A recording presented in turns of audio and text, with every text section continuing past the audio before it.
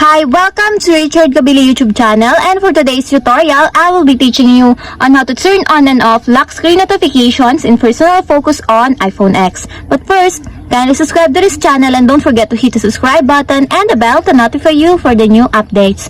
And let's start. Using your iPhone X from your home screen, first go to Settings. Then in the Settings, scroll down and click the Focus. Then in the Focus, choose the Personal. Then in the Personal, under the Notifications, click Options. Then after that, in the Notifications, find the Show on Lock Screen. And as you will see, there's a switch button on the right side of it, and all you have to do is just turn it on to enable.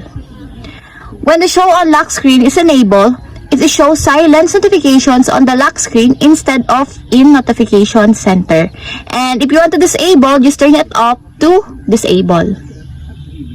And that's it. We have successfully turned on and off lock screen notifications and personal focus on iPhone X. If you have a question, kindly comment down below, and don't forget to hit the subscribe button and the bell to notify you for the new updates. And thank you for watching.